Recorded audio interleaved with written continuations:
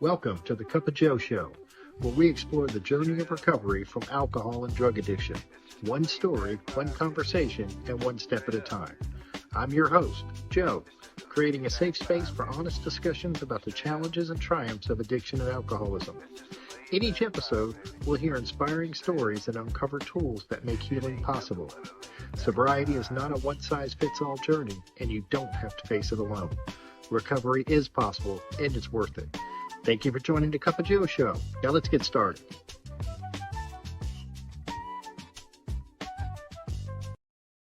Hey, everybody. Welcome back to the Cup of Joe Show. I'm your host, of course, Joe. And today I'm really excited to have my friend Klaus V. Klaus is a good man who's truly embraced recovery and the steps in his life. Sober since October 28th, 2023. Klaus grew up between the Gulf Coast of Texas and Middle Tennessee, and he brings that mix of grit and heart into everything he does. A former IT project manager, Klaus has spent the past couple of years rebuilding his life with purpose and humility. When he's not deep in recovery work, you'll find him kicking back with some classic films or laughing along with Bob's Burgers and other smart adult animation. Klaus's story is about transformation, authenticity, and finding joy in the simple things that make life meaningful. So grab a cup of coffee, settle in, and let's get into it. Hey, Klaus, how you doing today? Hey, Joe, how are you? I'm doing good. Thank you so much for coming on the show. I appreciate you, my friend. Well, thank you for asking me. It's an honor. So, what was it like growing up, Klaus? It was weird. My parents divorced when I was 9 because my father came home to find my mother in bed with another woman. And my mother moved us to a little town in Texas so that she could be an out loud and proud lesbian. So this contributed to a sense I already had that I was different. I grew up feeling very different and very separate and apart from. And there was, in terms of that, there was certainly good reason for that. My childhood, I'm a very shy person. I didn't grow up with a lot of friends. My sister was the outgoing, gregarious one. And I just kind of followed along. Was there was there any alcohol or anything like that growing up? Yes. That you noticed, Klaus? Yes, my father was a violent alcoholic. He would beat my mother, which was why they ended up getting divorced, really. I think they would have, even if that weren't a factor, but my mother had had enough. And then he was sober for various periods of time after that. He died sober in 2000. But yeah, there was definitely alcohol around, and I swore that I would never be like my father, which is very ironic. Because I turned out to be, I wasn't a violent drunk, but I turned out to be more like my father than I could possibly have imagined. Do you remember when was the first time you felt the effects of alcohol? Do you remember that? The first time I felt the effects of alcohol on me? Yeah. Okay. Yeah. Well, my mother left me standing on a street corner to fend for myself when I was 15, and I became a ward of the state of Texas. And I ended up in a children's home. And it was there that I had my first drink. Some of the counselors took me to a bar at the ripe old age of 15. I guess ID was not quite so important in those halcyon days of yesteryear. But I remember drinking to excess. I remember enjoying it, and then way overshooting the mark and ending up on the floor of the toilet making myself vomit, saying to myself, you're going to have to learn how to do this the right way. Because I did love it. I felt, and a big part of what I loved about it is I felt a part of for the first time. Yeah, so that was the first time that I had alcohol. And then, of course, there was also marijuana at the party. The first time I ever smoked a joint was in the children's home. So I was primed for it. Well, and that, I can imagine, that there's a lot of traumatic stuff happening, and then not feeling like you're fitting in. I know that feeling of, feeling alone in a room full of people, even as a kid, you know, um, and then discovering, hey, I called alcohol the great equalizer, in my life, you know. Right, Um, right. I can identify with that. Yeah, yeah. it certainly was for me. You know, I felt like I felt a part of things. I felt some camaraderie for the first time ever. Because, like I said, I really had grown up feeling very separate and apart from, and very weird. Like nobody could understand me, and um, like I guess I felt also in a way like I didn't deserve human companionship, and that changed when I drank.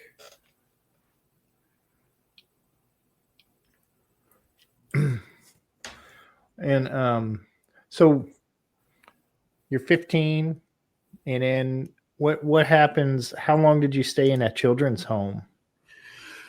So um, I stayed in the children's home a couple of times.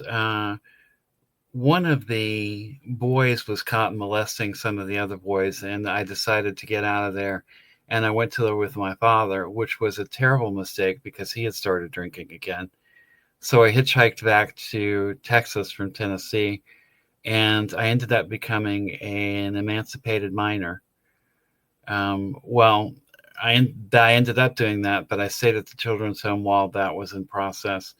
And my senior year of high school, I lived in a $25 a week room with a shared bathroom down the hall with holes in the wall big enough to crawl into, and an alcoholic next door neighbor who turned tricks for her bottles.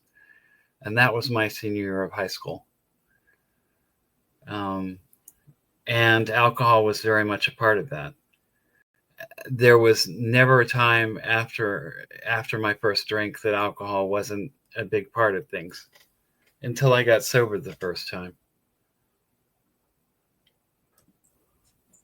So, wow. When what after when you graduated high school, and then did you go, where did you go after high school, Klaus? So I graduated from high school, and for a year and a half, I did nothing. And out of sheer desperation, I applied to the University of Southern California. And much to my surprise, they accepted me. And so, with nothing but a letter of acceptance from USC in my pocket, I headed to California. I flew to California from Texas, and uh, it all just kind of fell into place. I arrived and was told, okay, well, you should probably start at the financial aid table in Bovard Auditorium. So I went to financial aid. Oh, well, here's your offer letter. I guess it crossed you in the mail. And it turned out that I had work study, and I had a university scholarship for academic excellence that paid for my tuition. And I had a full aid package, and I couldn't believe it. But I'll tell you, that period of time in my life drugs took over. Alcohol wasn't the main focus because the legal drinking age in California was 21 and I wasn't 21 yet. And it was easy for me to get hold of any drug known to man, but not so easy for me to get hold of alcohol. And my drinking and drug taking accelerated to the point that I got sober the first time when I was 21. And What brought you to, like, how did you get into, did you do 12-step recovery, or did you go get some other way? I did 12-step recovery. I went to a 12-step program. I didn't go through treatment or any of that. I've never been to treatment. I just went to meetings, and it was LA in the 80s, and meetings were very fun to go to. There were a lot of personalities. There were, it was not, I thought that I was going to be consigned to a life of gloom and doom. And it turned out not to be that way. But having said that, the meetings that I went to, the big book of Alcoholics Anonymous was the most talked about and least read book. There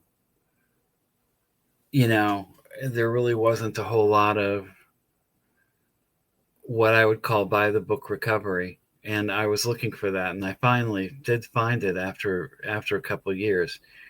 So I stayed sober for, I don't know, 13 years, 12 years, something like that. And what happened is I got a job, and my first real career job, and work became more important. And I stopped going to meetings, and I stopped calling people. And, I was in New York, and it was New Year's Eve, and why not?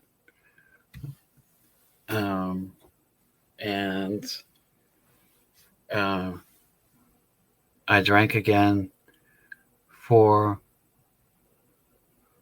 I guess around 3 years.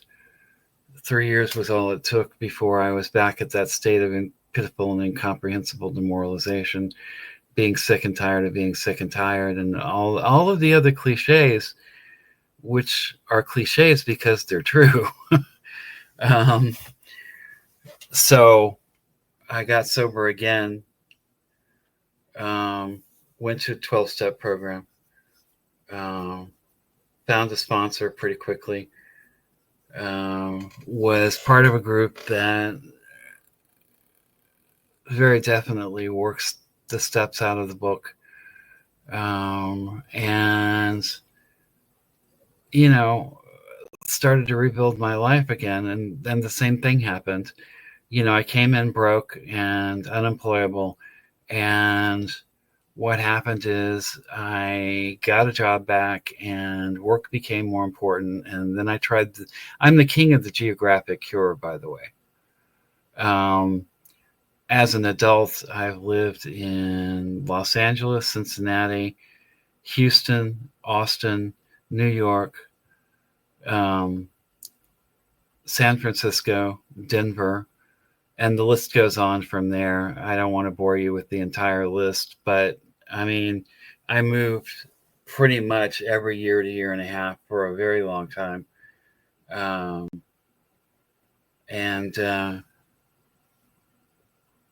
Yeah. Were you always were you moving for, I'm sure some of it was it all like alcohol, drug related? Like, I got to get out of here. I just burned this city down. I got to go. Or was it some yes, some no? I would say there was a little bit of that, but mostly it was, yeah, I guess it was, I burned the city down, but it was more really, I'm not getting the sense of ease and comfort here that that I want. And so I'm going to try moving to another place, because obviously the place is the problem. Couldn't be me, had to be the place. So I would just find a job in the new place and find an apartment and move. Looking back, I can't believe that I did that. I can't believe that I had the chutzpah to do that. I mean, I moved. I even moved overseas at one point, which was good. Except that there I was, and I was sober when I lived overseas. I wasn't drinking. That was the second time I was sober. The second time I was sober from about 2002 to about 2014, 2015. And I had gone through, again, the job became more important. I stopped going to meetings. I stopped calling people. I started smoking weed. I figured I'd get on the marijuana maintenance program, and that was fine, that weed wouldn't impact me. If I could just keep it to weed, I'd be fine. And then, of course, I got mighty thirsty while I was smoking. And so that went the way of the dodo, and I drank again. And this time I've been sober for almost 2 years. So you've had long stretches of sobriety, long stretches, and then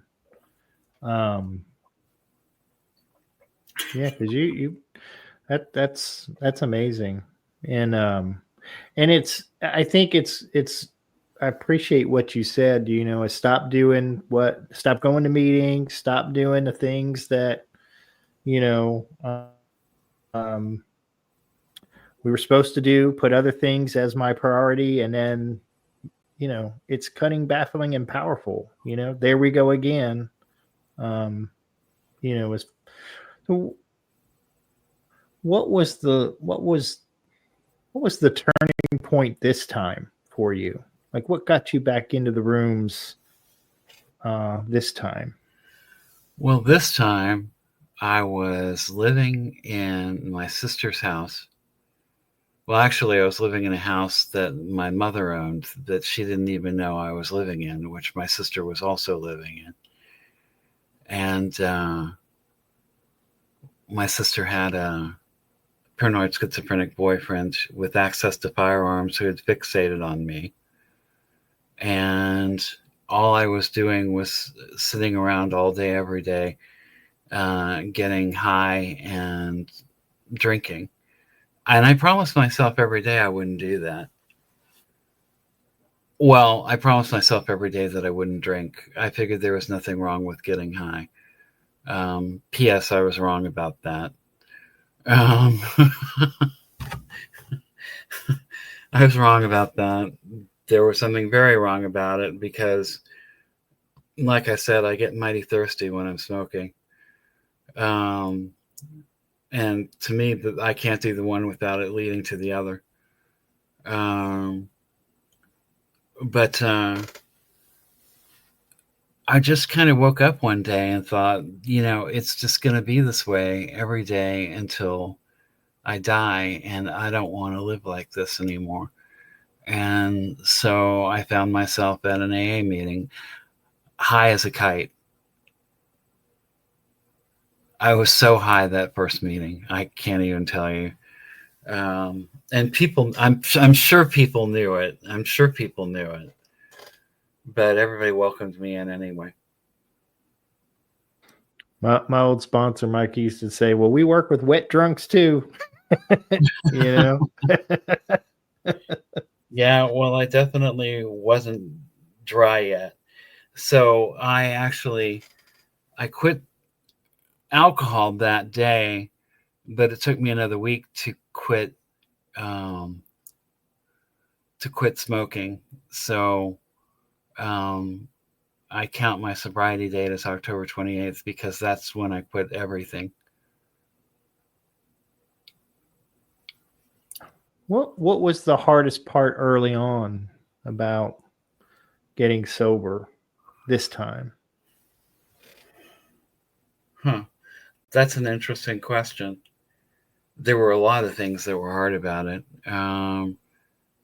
I suppose I moved out of my sister's house because I really wasn't too keen on living there with a paranoid schizophrenic with access to a firearm. I didn't want to end up dead, and I was afraid that that was what was going to happen. So I moved into a halfway house. And I would say being at that halfway house was among the most difficult things. But I think over and above that, it was the fear, just the constant fear, the constant terror that I was going to be homeless, that it doesn't matter what it was about. It was just there all the time. And now it's not.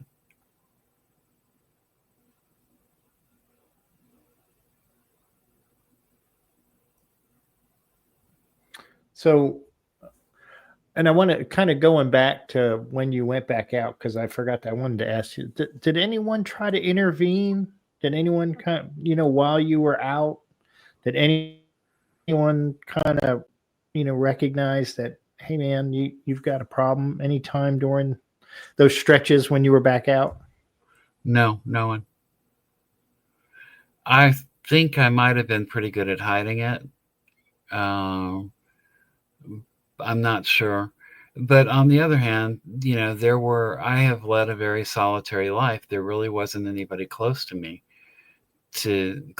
to me to tell me this is out of hand, this is a problem.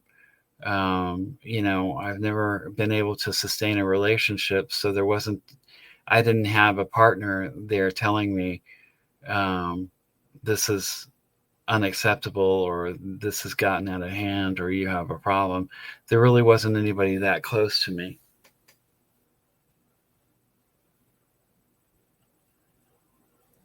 So, how has, I guess, kind of relapsing, and recovering, how has your view of your sobriety and I guess addiction, how has your view changed now in recovery, and what's different about it from before? That's a good question too. Well, I think the fact that it's a daily reprieve contingent on the maintenance of my spiritual condition is very much a part of my thinking, whereas it might not have been in the past. I'm well aware that I could go out at any time, and I don't want to do that. And so when I miss a meeting, I have to question what I'm doing. You know what I mean? Like, I'm much more, I guess, paranoid, but in a good way, about my AA commitments and missing them or not following through. And, I do service work, which is something that I really wasn't all that into before. So that's different. The importance of service work is really, I live in a region where the importance of service work is definitely stressed in most groups, not all groups, but most groups. So I would say those are a couple of the key differences. And what does service mean to you? Like, what, if you don't mind sharing? So, because you do some good, really good things, and so can you share some of those for maybe somebody who's not as familiar with service work and recovery?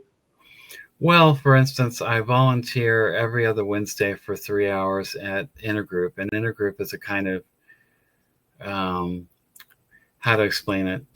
Intergroup is a kind of, it's a place where you can go to buy books, to buy chips, to get pamphlets. It's a kind of clearinghouse at a city level or at a district level. So I do that. There's going to be, I volunteer on another committee that's hosting a big recovery event in January in Knoxville. And I'm the secretary for that. And anytime that I have the opportunity to chair a meeting, I take it. So that's the kind of service I do right now. I would like to have a sponsee, but no, I haven't been blessed with one yet. And we're putting it out there in the universe because Klaus would make a great sponsor for somebody. So we're putting it out there, Klaus. Well, thank you, Joe. So what are some of the best things that have happened to you in recovery? Well,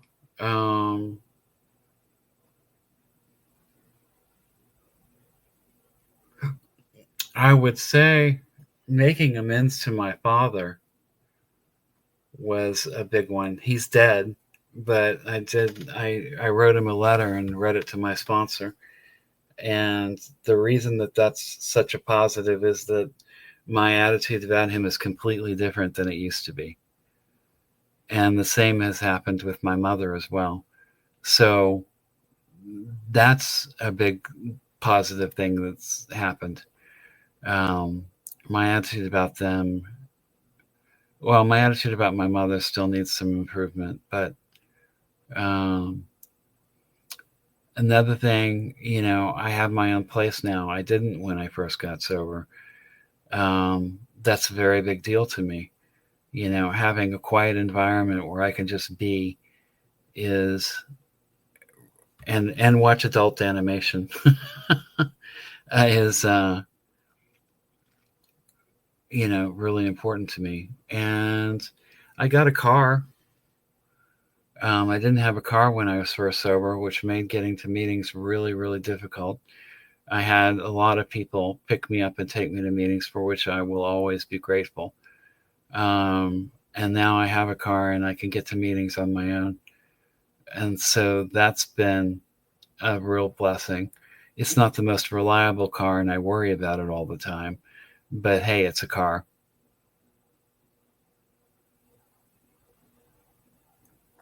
So what do you do on those tough days that when you don't want to do anything for your recovery? How do you handle those days?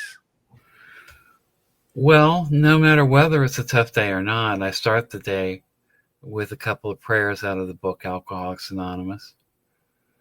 And I meditate for 10 minutes. And that tends to put me in a better frame of mind.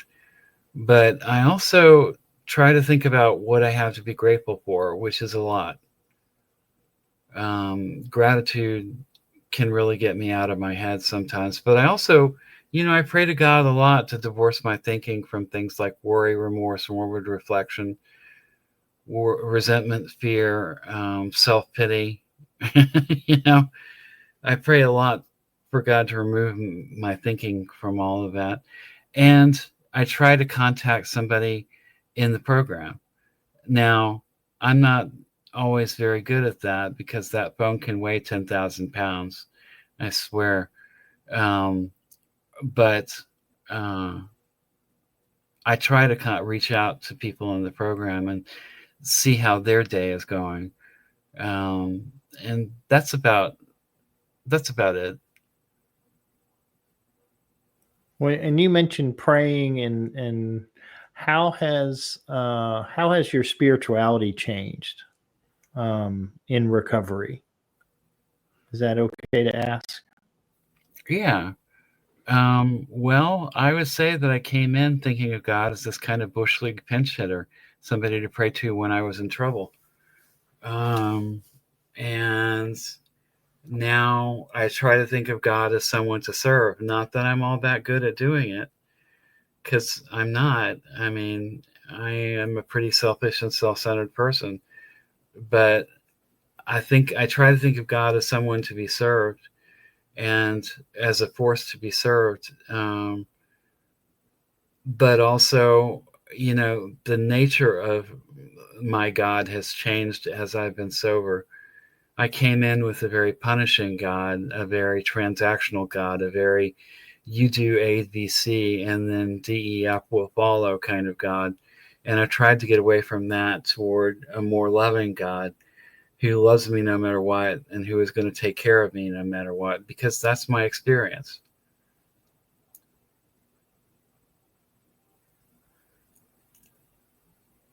No,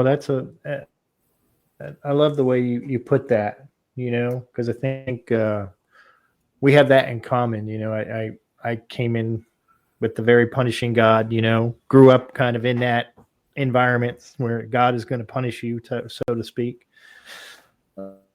Um, and that's kind of one of the things that we learn. And um, you know, it's as in a 12-step program, it's God as we understand God, which means it's how I what do I want my God to be for me? And I love how the characteristics you named, that's I think that's pretty powerful.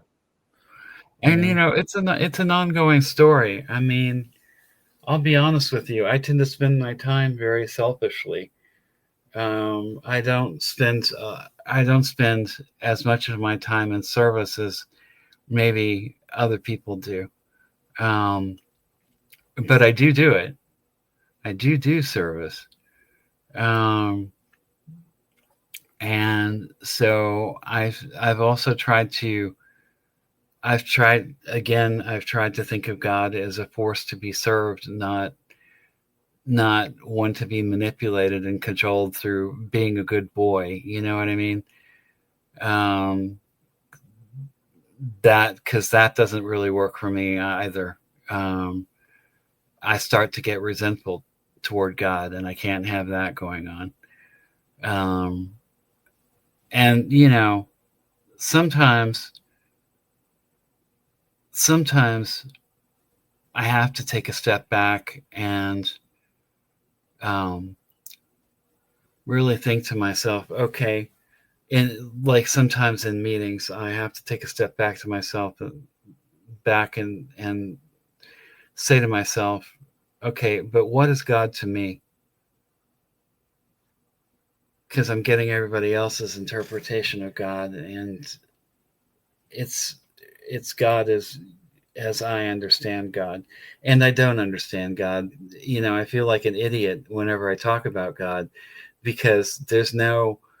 The more you try to understand God, the more elusive God is. Um, so I don't know. Maybe I should leave it there. Well, I think you you share what you shared is pretty it's really powerful, I think, and it's um so what are some of your favorite recovery tools that you use most often? Well, I suppose one of them is prayer. Um, I'm always saying little prayers.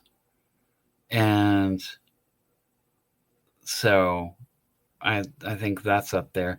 Another one is reaching out and contacting other alcoholics when I can do that. Because, I tend to have this defect of character where I think that nothing that I have to say is that important and that I'm disturbing people in their day. And, none of that's true. It's all BS. But reaching out and contacting other people in AA is certainly one of my favorite tools. Um, but yeah, I guess mainly prayer. And that's a good one. One of my favorite sayings is, prayer may not change the situation, but it always changes me.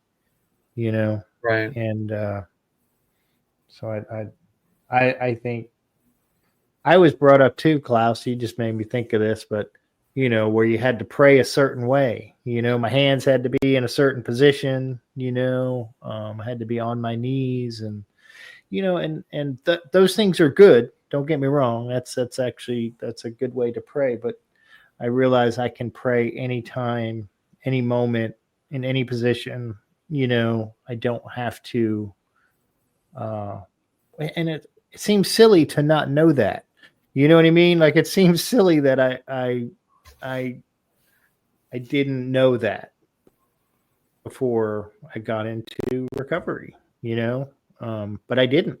I really Well, it's didn't. all what you're told. So I wouldn't say it sounds silly. It's all what you're taught. You just didn't know any better, is all. And I mean, the other thing is that I try to keep I try to say prayers that are more prayers of thanksgiving than petitionary prayers. I have COPD. Every time I take a really deep breath that fills my lungs, I thank God for it.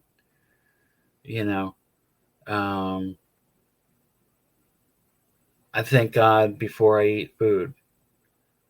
I try to find reasons to thank God throughout the day. Oh, that's pretty cool. That's pretty cool. So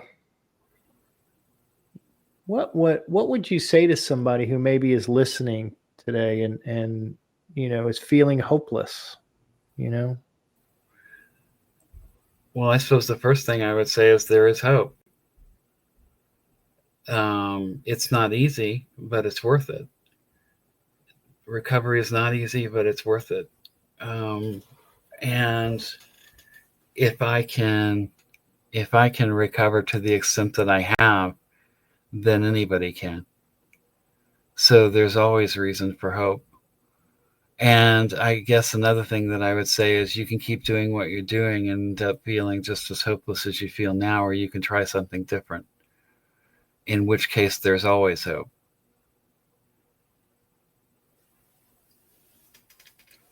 I like the try something different. I think that is. I think we have to get to a point of where we're willing to try something different. Right. I think the book calls it being beaten into a state of reasonableness. Yeah, exactly. Well, I mean, I had to be. So, yeah, I think that that's exactly right.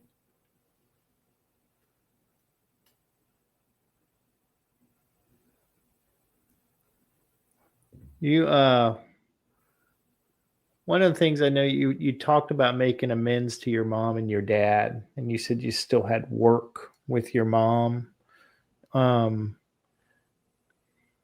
What gives you the willingness to, or the knowledge or the understanding that I still want to work on that, or I still need to work on that? I don't know if that question makes sense. It does make sense. It does make sense. And what gives me the willingness to do that is the healing that I've already experienced over it. When I wrote my 4-step inventory, I saw some things that I was responsible for in that relationship that I wasn't so proud of, and some things that I needed to make amends for. Now, granted, what I had to make amends for wasn't nearly, it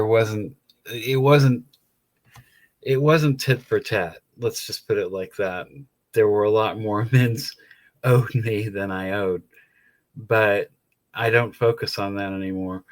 The thing that inspires me to work more on that is the healing that I've already experienced. And that is that makes a lot of sense. Once you experience some of the good, it's kind of like we want more of the good, if we Right. take some of the actions. And I don't know, what does surrender mean to you?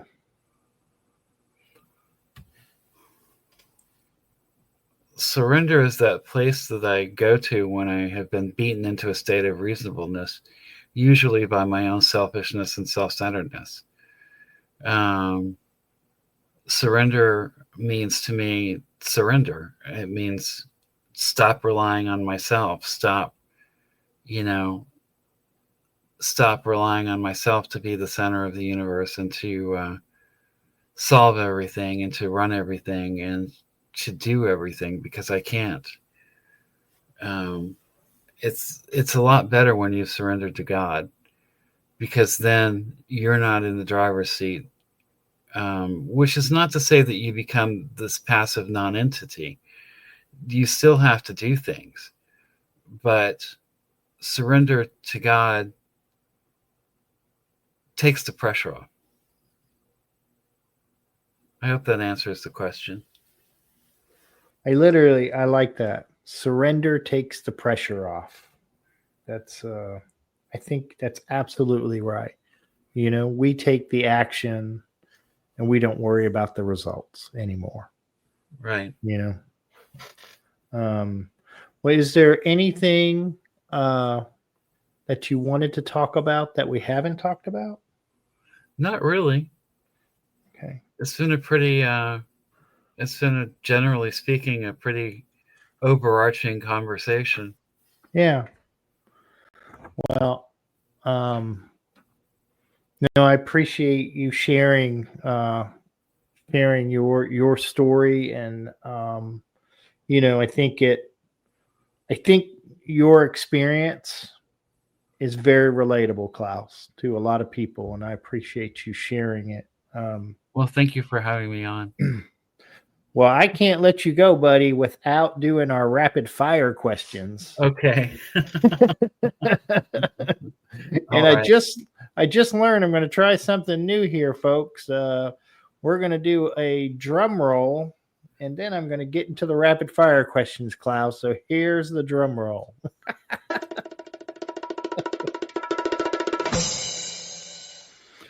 All right. What is your favorite recovery slogan? Think, think, think. What is your least favorite recovery slogan? Think, think, think. What do you think is your sobriety superpower?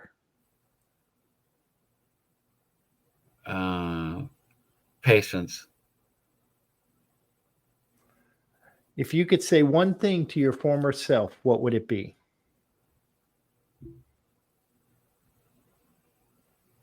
Oh, that's hard. Stop. God loves you. What song do you play to lift your spirits when you need a boost? Philadelphia Freedom by Elton John. Nice. If you could grant yourself one wish to help with your recovery, what would it be? To help with my recovery? To get another car that's more reliable so I could do more service work and go to more meetings. What step do you love the most? Probably the first step. What step do you love the least? The 9th step. What is one of your favorite movies? Oh, wow. The original Airport with Dean Martin and Jacqueline Suzanne. Love it. Love it. And finally, if heaven exists, what would you like to hear God say when you arrive at the pearly gates? About time you got here. Well, it's the Klaus thing. Thank you so much, man, for coming on the show and for sharing your experience, strength, and hope. Thank you. And for the rest of you out there, please subscribe to our friends at thedailyponderables.com, your recovery source for inspiration and encouragement every day. A new episode of The Cup of Joe Show is released every Thursday at noon. Visit thecupofjoeshow.net, or you can listen to the show in your favorite podcast apps, Podbean, Apple, Spotify, YouTube, and others. Just search for The Cup of Joe Show. Don't forget the "the." Please like, follow, subscribe, and share because someone out there needs to hear this today. Have a good day, everybody. It's just a laid-back vibe, baby. We hope you enjoyed today's Experience, Strength, and Hope. We are so grateful you decided to join us. Please share this episode with someone who might need it. Also, don't forget to like and subscribe. Remember, no matter where you are in your recovery journey, you are not alone. Reach up and reach out to someone. Please do not suffer in silence. Until next time, let's take it 1 minute, 1 hour, and 1 day at a time. Thanks for listening to The Cup of Joe Show.